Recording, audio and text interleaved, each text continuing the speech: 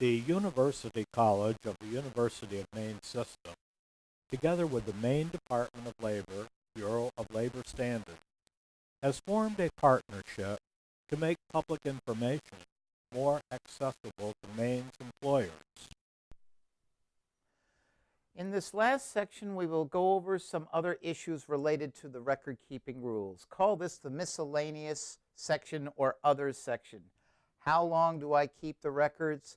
Who has access to these records? What happens if OSHA comes knocking on the door? And what do I do about the surveys? Section 1904.33 of the OSHA record-keeping standard details how long to keep the OSHA forms and for how long.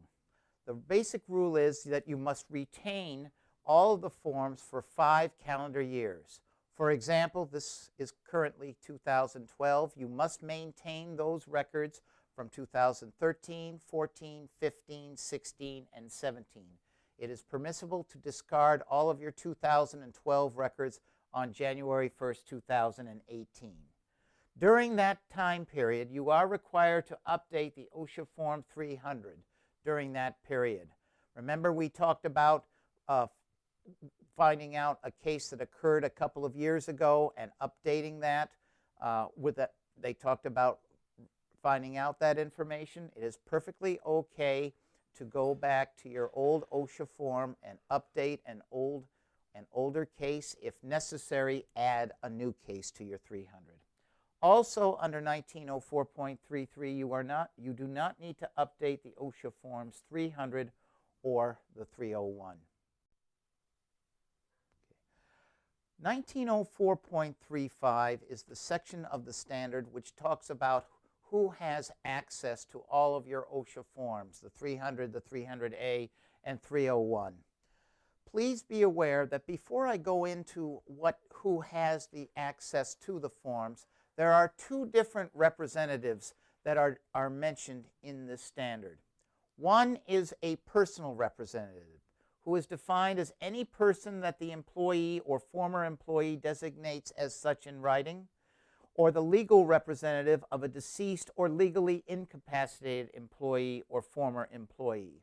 That is a personal representative.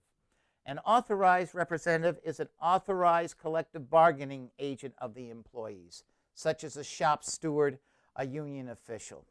There are differences in terms of who has access to the forms for these 2 different types of representatives. Okay. As far as access to the form, for the employee, their former employee, their personal and authorized representatives, all of these groups, you are required to provide a copy of the OSHA Form 300 by the end of the next business day, yes, including the names. And again, please provide a copy. Do not send them the original. Also, you must provide a copy of the OSHA Form 301 to the employee, former employee, or personal representative by the end of the next business day. However, if an authorized representative wants a copy of the OSHA Form 301, you provide copies of that to this authorized representative within 7 calendar days, not the next day, and only provide the right-hand side of the OSHA Form 301, which has the title Information About the Case. White out or blank out the rest of the OSHA Form 301. Section 11C of the Occupational Safety and Health Act prohibits you as an employer from discriminating against an employee who reports any work-related injury, illness, or fatality. And also Section 11C of the Act prohibits you from discriminating against an employee who files a safety or health complaint or asks for access to the records due them in the Part 1904 standard. The actual act that prohibits this is Section 11C of the Occupational Safety and Health Act. 1904.36 is just a reference to that part of the Occupational Safety and Health Act. If any of you have any locations in other states, that particular state may be considered what is known as a state plan state. It's a rather awkward term, but basically these are states where the state Occupational Safety and Health Office enforces rules for the private sector. Maine is not one of these states, but there are states listed on this slide. If any of you have any locations within any of those states, please contact that state's OSHA office to find out what the differences are between these states' OSHA record-keeping regulations and the National 1904 standard. Generally speaking, the only differences are clerical in nature: who has to keep records and for how long. The nearest 18B state or state plan state, by the way, is Vermont. But again, please be sure that if you do have any locations in any of these states, contact that state government's state OSHA office. Thank you. The next couple of slides apply to all types of private sector businesses, whether you have to maintain the OSHA Form 300 or not. For example, if you are required to report certain catastrophes directly to your local OSHA office. You are required to report orally within 8 hours any work-related fatality or an incident involving 3 or more inpatient hospitalizations. You are required to report all fatal heart attacks. You do not need to report highway or public street motor vehicle accidents outside of a construction work zone.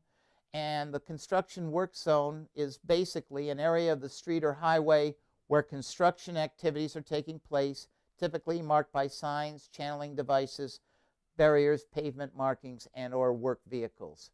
If it's within a construction zone and there is a fatality or multiple hospitalization incident, it must be reported to OSHA if it's a private sector. Otherwise, you do not need to report that. You also do not need to report commercial airplane, train, subway, or bus accidents. The numbers for federal OSHA are: in Augusta, it's 626-9160. In Bangor, it's 941-8177. And then there is a national OSHA office, which is 1-800-321-OSHA. If you are a public sector employer, there are some slight differences on reporting certain cases to our own Maine Department of Labor, Bureau of Labor Standards. You are required, like the private sector, you are required to report orally to the Maine Bureau of Labor Standards Workplace Safety and Health Division within 8 hours any fatality, or within 24 hours any overnight hospitalization. You must report all fatal heart attacks. You do not need to report commercial airplane, train, subway, or bus accidents outside of a construction work zone. I already mentioned what is a construction work zone from the previous slide. Our telephone number, our general telephone number for the Bureau of Labor Standards is area code 207-623-7900. We will also accept a fax, and our fax number is listed at 207-623-7937.